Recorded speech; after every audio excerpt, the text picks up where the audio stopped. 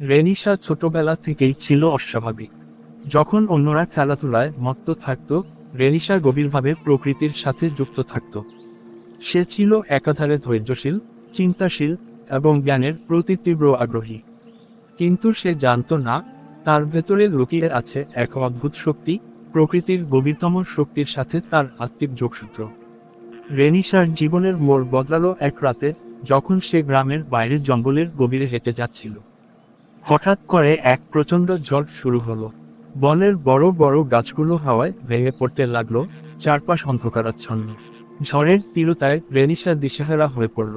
কিন্তু অদ্ভুতভাবে ঝড় তাকে কোনো ক্ষতি করল না। হঠাৎ করেই সে টের পেল, তার ভেতর থেকে এক অসাধারণ শক্তি উঠে আসছে। ঝড়ের মাঝেই সে নিজেকে ভাসতে দেখল, আর তার হাত দুটো থেকে আলো বের হতে শুরু করলো। রেনিশা প্রথমে খুব ভয় পেয়ে গিয়েছিল, কিন্তু ধীরে ধীরে সে বুঝতে পারল, তার শরীরে অদ্ভুত শক্তির উৎস প্রকৃতি থেকে আসছে। সে গাছপালা, হাওয়া, আগুন, পানি এবং মাটির সাথে মিশে যেতে পারে। প্রকৃতির যেন তাকে বেছে নিয়েছে। এই শক্তিগুলোর নিয়ন্ত্রণ সে শিখতে শুরু করলো ধীরে ধীরে। রেনিশার গ্রামের বাইরে একটি শক্তিশালী সাম্রাজ্য ছিল, যা দুর্নীতিগ্রস্ত শাসকের অধীনে ছিল। রাজা প্রজাদের শোষণ করতেন, তাদের স্বাধীনতা কেড়ে নিতেন। প্রতিবাদকারীদের ওপর অমানবিক নির্যাতন চালানো হতো। রেনিশা দেখেছে তার আপনজন, বন্ধু বান্ধবরা কিভাবে সে অত্যাচারের শিকার হয়েছে। আর সেখানে থেকেই রেনিশার ভেতরে জন্ম নেয় বিদ্রোহের আগুন। একদিন রাজা রক্তিম তার সৈন্যদল নিয়ে রেনিশার গ্রামে আক্রমণ চালাতে আসে। সেই সময় রেনিশা তার ভেতরের সুপ্ত শক্তিকে পুরোপুরি জাগিয়ে তোলে। বাতাসে ভেসে ওঠে, সে যুদ্ধ করতে প্রস্তুত হয়। তার চারপাশে ঝড় ওঠে, গাছপালারা তার নির্দেশ মানে, আর আগুনের শিখা তার শত্রুদের ধ্বংস করতে শুরু করে।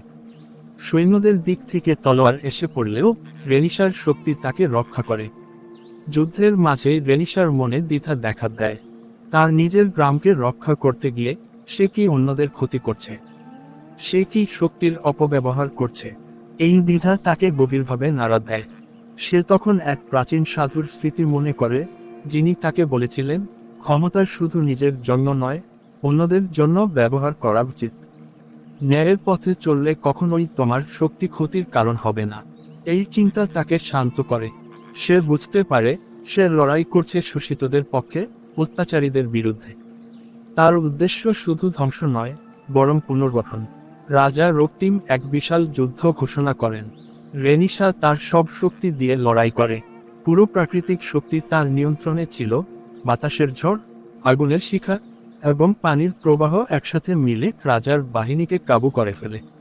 কিন্তু রাজার ভেতরেও ছিল এক অদ্ভুত শক্তি, যা সহজে রেনিশাকে হার মানতে দিচ্ছিল না। দুই শক্তির মধ্যে শুরু হয় এক ভয়ানক যুদ্ধ। রেনিশা এক পর্যায়ে রাজাকে প্রায় পরাজিত করে ফেলেছিল, কিন্তু রাজা তার শেষ অস্ত্র ব্যবহার করে, যা পুরো গ্রামের ধ্বংস ঘটাতে পারত। সেই সময় রেনিশা তার জীবনের সব ঝুঁকি নিয়ে তার শক্তির সবটুকু দিয়ে রাজাকে আটকায়। এক ভয়াবহ বিস্ফোরণের ঝড়ের মধ্যে দিয়ে রেনিশা রাজাকে পরাজিত করে এবং তার শাসনের অবসান ঘটায়।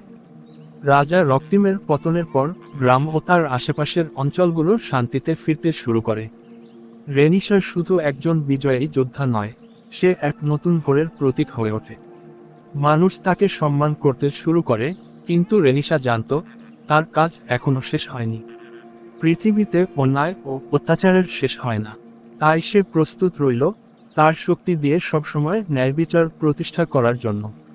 এইভাবে রেনিশা হয়ে ওঠে এক সত্যিকার সুপারহিরোইন, প্রাকৃতিক শক্তির রক্ষক, ন্যায়ের যোদ্ধা এবং শোষিতদের আশা।